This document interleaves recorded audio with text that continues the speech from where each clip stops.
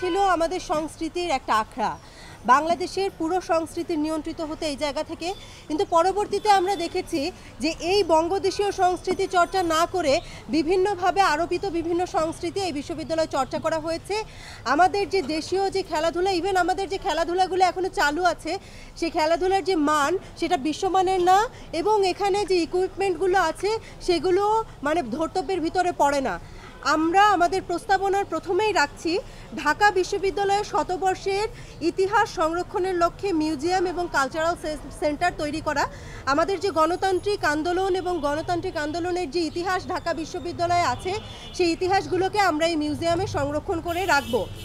18টি হলের টিভি রুমকে আধুনিকায়ন করে মিনি সিনেপ্লেক্স তৈরি করা আর সেন্ট্রাল সিনেপ্লেক্স তৈরি করা হবে, যেখানে আমরা যে আমাদের যে কালচার আছে, আমাদের যে বিভিন্ন সিনেমা যেগুলো বাংলাদেশ এবং বিশ্বমানের যে সিনেমাগুলো আছে বা বিশ্বমানের যে সাংস্কৃতিক কর্ম, সেগুলো আমরা আমাদের এই মিনিপ্লেক্সের মাধ্যমে আমরা সেগুলো উপস্থাপন করব।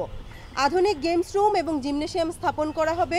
সাংস্কৃতিক কার্যক্রমে বরাদ্দ বৃদ্ধি করব। হল ভিত্তিক খেলার মাঠগুলোকে সংস্কার করব। খেলার মাঠগুলো স্টুডেন্টদের সর্বোত্তম ব্যবহার নিশ্চিত করব। আপনারা জানেন জসিমউদ্দিন হলের মাঠে হলপাড়ার সব ছেলেরাই প্রায় খেলাধুলা করে, কিন্তু ওই হল মাঠের অবস্থা এতটাই খারাপ যে বিভিন্ন সময়ে খেলাধুলা করতে গিয়ে ছেলেরা বিভিন্ন ইনজুরির শিকার হয়। মেয়েদের জন্য বিশেষ করে খেলাধুলার সেরকম কোনো মাঠের ব্যবস্থা নাই। আমরা প্রত্যেকটা মাঠকে আধুনিকায়ন করব এবং আধুনিকায়ন করার মাধ্যমে যেন কেউ খেলাধুলা করতে গিয়ে কোনো ইনজুরির শিকার না হয় সেটা নিশ্চিত করব। আমাদের হলগুলোতে ডিবেটিং ক্লাব, গবেষণা ক্লাব সহ অন্যান্য কো কারিকুলার অ্যাক্টিভিটিস সম্পর্কিত ক্লাবগুলোকে যুগোপযোগী করার উদ্যোগ গ্রহণ করব। টিএসসি ভিত্তিক ক্লাবগুলো কোনো রাজনৈতিক দলের অধীনে থাকবে না। নির্বাচনের মাধ্যমে সভাপতি ও সেক্রেটারি নিয়োগ করা হবে।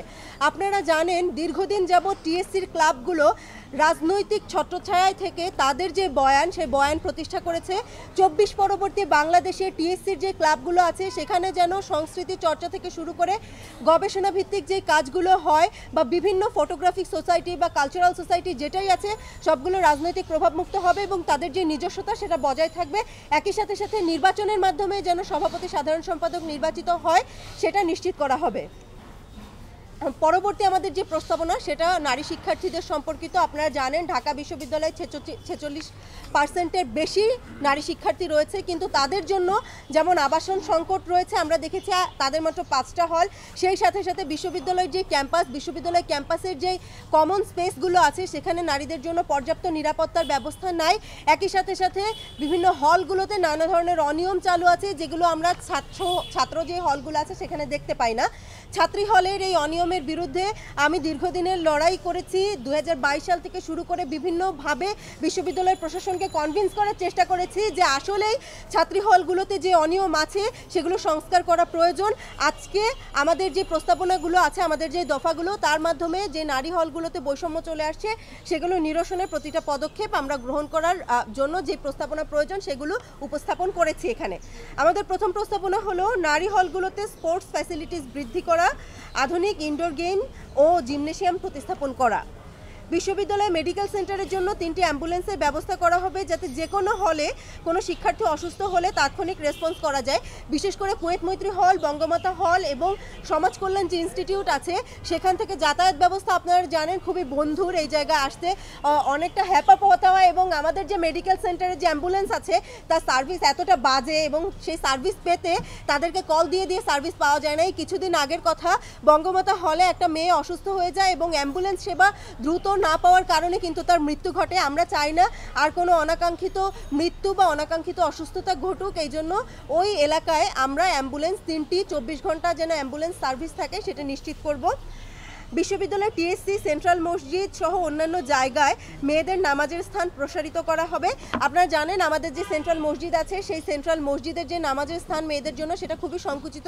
সেখানে মানে স্যাঁতসেঁতে অবস্থা, নামাজের যে কার্পেট নাই ওখানে, ইভেন হচ্ছে আলো বাতাসও খুব পর্যাপ্ত পরিমাণে নাই। আমরা সম্প্রসারণের মাধ্যমে আমরা এই নামাজের স্থানটা সম্প্রসারিত করব এবং টিএসসিতে যে নামাজের স্থান আছে সেখানে সুবিধাগুলো নিশ্চিত করব। অনাবাসিক মেয়েদের নারী শিক্ষার্থীদের অনাবাসিক যে নারীরা আছে তাদের হলে প্রবেশাধিকার নিশ্চিত করব আমরা। অনাবাসিক নারীরা কিন্তু এখনও আমাদের ছাত্রী হলগুলোতে প্রবেশ করতে পারে না, যার কারণে ছাত্রী হলগুলোতে ডিবেটিং ক্লাব সহ অন্যান্য ক্লাবের যে সাংস্কৃতিক অনুষ্ঠান বা অন্যান্য যে সেবা সেটা তারা পান না। আমরা যদি নির্বাচিত হই বা নির্বাচিত যদি নাও হই, তাও ছাত্রীদের কল্যাণে অনাবাসিক ছাত্রীরা যেন ছাত্রী হলে প্রবেশ করতে পারে সেটা নিশ্চিত করব। বিশ্ববিদ্যালয়ের জনপরিসর বা কমন স্পেসগুলো নারী বান্ধব করা হবে। বিশেষ করে টিএসসি এলাকায় নারীদের জন্য আসলে যে কমফোর্টেবল স্পেসের কথা বলি আমরা, সেই কমফোর্টেবল স্পেসটা কিন্তু নাই। আমরা প্রত্যেকটা কমন স্পেস যেন নারীদের জন্য কমফোর্টেবল হয় সেটা নিশ্চিত করব।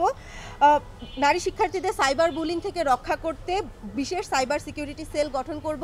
আপনারা জানেন ঢাকা বিশ্ববিদ্যালয়ে একটা সেক্সুয়াল হ্যারাসমেন্ট সেল আছে নারীদের নিরাপত্তা দেওয়ার জন্য, কিন্তু আমরা বারবার দেখেছি যে নারীদের যে নিরাপত্তা দেওয়ার জন্য যে সাইবার যে হ্যারাসমেন্ট সেক্সুয়াল হ্যারাসমেন্ট সেল সেটার যে কার্যকারিতা, সেই কার্যকারিতা বহুদিন আগেই বন্ধ হয়ে গেছে।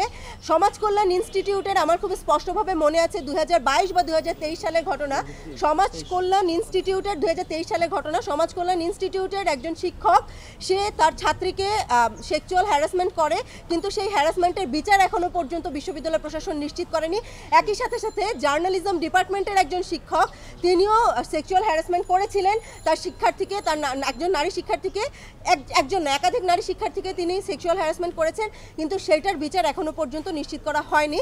আমরা যদি নির্বাচিত হই বা নির্বাচিত নাও হই, তাহলেও সেক্সুয়াল হ্যারাসমেন্ট যে সেল আছে সেটার কার্যকারিতা বৃদ্ধির লক্ষ্যে কাজ করে যাব। নারী শিক্ষার্থীদের প্রতি লিঙ্গভিত্তিক যে কোনো ধরনের বৈষম্য হয়রানি দূর করে সমান মর্যাদাপূর্ণ পরিবেশ নিশ্চিত করব। একই সাথে সাথে আইনি সহায়তার জন্য আমরা বিশ্ববিদ্যালয়ের শিক্ষার্থীদের বিনামূল্যে আইনি সহায়তা ও পরামর্শ প্রদানের লক্ষ্যে লিগ্যাল সাপোর্ট সার্ভিস চালু করব। ধন্যবাদ সবাইকে। বন্ধুগণ, আমরা আমাদের 8